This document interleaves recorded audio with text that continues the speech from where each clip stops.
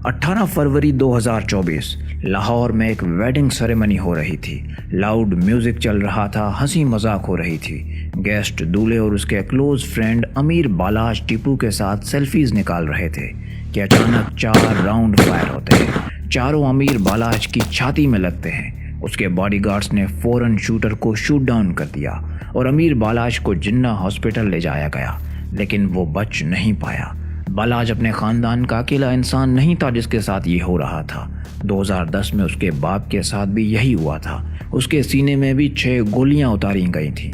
1994 में बालाज के दादा के साथ भी यही हुआ था। वो भी इसी दुश्मनी में मारा गया था। एक दुश्मनी 3 जनरेशन्स को खा गई। ये किसी मूवी की कहानी नहीं है, बल्कि 70 साल पुरानी लाहौर की गैंग वॉर्स की कहानी है, जहां दुश्मनियां बाप से बेटों को विरासत में मिलती हैं, जैसे कि ये कोई खानदानी प्रॉपर्टी हो। Welcome to gangs of Lahore, जहां खून का बदला सिर्फ खून ही है। 1990s ये वो साल था जब लाहौर में एक ऑर्गेनाइज्ड क्राइम होना शुरू हुआ। इस काम का फाउंडर था अमीरुद्दीन उर्फ बिल्ला ट्रक वाला। बिल्ला ट्रक वाला लाहौर के ट्रक स्टैंड पर कंट्रोल करता था। उसका बहुत बड़ा ट्रांसपोर्ट का बिजनेस था। उसके पास 300 से ज़्यादा ट्रक्स थे। उसका बिजनेस ऊपर से लेजिटिमेट, लेकिन अंदर से टोटल क्राइम था। एक्सटॉर्शन, ज़मीन पर कब्जा, किडनैपिंग, हर जगह उनका ही नाम चलता था। बिल्ला बहुत ताकतवर था। उसके पॉलिटिकल कनेक्शंस थे। ट्रक वाला के अपोजिट थी बट गैंग, जिसे तीफी बट और गोगी बट ऑपरेट किया करते थे। ये पहले ट्रक वाला के बिजनेस पार्टनर्स हुआ करते थे, लेकिन फिर एक प्लॉट को लेकर झगड़ा हुआ और तीफी बट और गोगी बट दोनों ने बिल्ला से रास्ते जुदा कर लिए। उसके राइवल्स बन गए। दाता दरबार, पुराना लाहौर, ट्रक बिजनेस, हर जगह इनका भी कंट्रोल था। 1970 में बिल्ला का बेटा आरिफ अमीर उर्फ टीपू भी उसके बिजनेस को ज्वाइन कर लेता है। वो बिल्ला की क्रिमिनल एम्पायर को एक लेवल और आगे ले जाता है। उसके 2 बॉडीगार्ड्स हुआ करते थे, हनीफ और शफीक। 1988 में जब टीपू एक शॉपकीपर से रेंट लेने जाता है तो किसी बात पर झगड़ा हो जाता है और टीपू ट्रक वाला उसे गोली मार देता है। टीपू और उसके बॉडीगार्ड सलाखों के पीछे चले जाते हैं। बिल्ला अपने पॉलिटिकल कनेक्शंस को यूज़ करके अपने बेटे टीपू को बाहर निकाल लेता है, लेकिन हनीफ और शफीक को सज़ा हो जाती है। 1994 में एक सुबह फजर के टाइम जब बिल्ला ट्रक वाला मस्जिद से बाहर निकला तो हनीफ और शफीक ने उसे मार डाला। लाहौर का सबसे पावरफुल गैंगस्टर ज़मीन पर बेजान पड़ा था। बिल्ला की मौत के बाद बिल्ला के बेटे टीपू ने सारा कंट्रोल अपने हाथ में ले लिया। वो अपने बाप का टाइटल भी अपना लेता है और टीपू ट्रक वाला के नाम से मशहूर होने लगता है। टीपू नौजवान था, गर्म खून था। वो अपने बाप का बदला लेने पर तुला हुआ था। बिल्ला के कनेक्शंस पाकिस्तान मुस्लिम लीग नून के साथ थे। पॉलिटिकल कनेक्शंस होने की वजह से पुलिस ने टीपू से मिन्नतें की कि लाहौर में अमन बरकरार रहने दें, लेकिन टीपू ने किसी की नहीं सुनी और यूं एक नई गैंग वॉर शुरू हुई जो लाहौर की 3 दिहाइयों तक चलती रही। टीपू ट्रक वाला ने बट गैंग को बेरहमी से शिकार करना शुरू किया। एक एक करके बट गैंग के लोग मरते गए। एनकाउंटर्स हुए, गलियों में एम्बुश करके उनको मारा जाने लगा। उनके अपने घरों में घुसकर टीपू के लोग बट गैंग को मारते गए। तीफी बट और गोगी बट अंडरग्राउंड हो गए। 1990 में टीपू ने शादी कर ली और वो बार बार गल्फ कंट्रीज में आने जाने लगा और दुबई में अपने अच्छे कनेक्शंस बना लिए। 2004 में टीपू पर सबसे बड़ा हमला हुआ।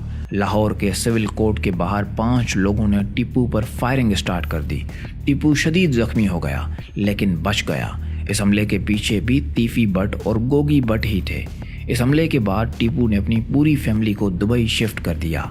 21 जनवरी 2010 को टीपू दुबई से वापस आ रहा था कि अल्लामा इकबाल इंटरनेशनल एयरपोर्ट पर बट गैंग ने उसे 6 गोलियां मारी। टीपू को फौरन मायो हॉस्पिटल शिफ्ट किया गया, लेकिन 2 दिन बाद वो भी मर गया। टीपू का बेटा था अमीर बालाज टीपू, जो दुबई में रहा करता था। वो क्राइम से बहुत दूर था। क्राइम की दुनिया से एक मुख्तलिफ जिंदगी गुजारी थी उसने। टीपू के मरने के बाद अमीर बालाज लाहौर वापस आया और अपने बाप के ट्रांसपोर्ट बिजनेस का कंट्रोल ले लिया। टीपू पाकिस्तान मुस्लिम लीग नून के बहुत करीब था, लेकिन उसके जाने के बाद ट्रक वाला के पॉलिटिकल कनेक्शंस भी खत्म हो गए। लेकिन बट गैंग ने नए पॉलिटिकल कनेक्शंस बना लिए थे। बालाज टीपू ने कंट्रोल संभालते ही पावर बढ़ाने की कोशिश की। और नए नए गैंगस्टर्स को रिक्रूट किया। लेकिन बालाज देख रहा था कि उसके बाप टीपू के मरने पर पाकिस्तान मुस्लिम लीग नून से कोई ताजियत के लिए ही नहीं आया था, इसलिए बालाज टीपू ने भी आहिस्ता आहिस्ता पीटीआई को सपोर्ट करना शुरू किया। दूसरी तरफ बट गैंग पावरफुल होती जा रही थी। उन्होंने ट्रक वाला की बहुत सी टेरिटरी और मार्केट्स पर कब्जा कर लिया था।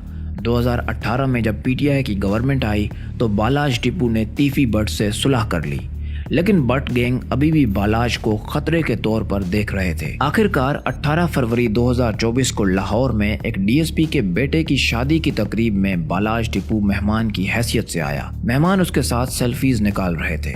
इतने में शूटर फोटोग्राफर बनकर बालाज के करीब आता है और उसके सीने में 4 गोलियां दाग देता है। बालाज वहीं गिर जाता है। बालाज को जिन्ना हॉस्पिटल ले जाया गया, जहां वो ज्यादा खून बहने की वजह से मारा गया। एक दुश्मनी 3 नस्लें खा गई। पुलिस फौरन तीफी बट, गोगी बट और उनके एक साथी एहसन शाह की तलाश शुरू कर देती है। तीफी यूके भाग जाता है, गोगी कराची में कहीं छुप जाता है। एहसन शाह बालाज का करीबी दोस्त था, पर इल्जाम है कि उसने ही कातिलों को बालाज की लोकेशन की इंफॉर्मेशन दी थी। अगस्त 2024 में एहसन शाह पुलिस एनकाउंटर में मारा जाता है। सितंबर 2024 तीफी बट के बहनोई जावेद बट को केनाल रोड पर अपनी बीवी के साथ कार में गोलियां मारी जाती हैं। हमले को बालाज के कत्ल का बदला माना जाता है। अक्टूबर 2024 तीफी बट दुबई में गिरफ्तार होता है और पाकिस्तान को एक्स्ट्राडाइट किया जाता है। लेकिन जब उसे पुलिस कराची से लाहौर ले जा रही होती है तो कुछ मुसल्लह अफराद रहीम यार खान के करीब कॉन्वॉय पर गोलियों की बारिश कर देते हैं और तीफी बट वहीं के वहीं मारा जाता है। पुलिस की तरफ से ये एक प्लान्ड एनकाउंटर था या तीफी के साथियों ने ही उसे मारा था, ये अब भी एक डिस्प्यूट है। वो गैंग वार जो 1990 में शुरू हुई थी आखिरकार अक्टूबर 2024 में ख़त्म होती है। 30 साल, 3 नस्लें और दर्जनों लोग मारे गए। किस लिए? ज़मीन, जायदाद, अन्ना और बदले की वजह से। इनमें से कोई भी अपने साथ कुछ भी लेकर नहीं गया।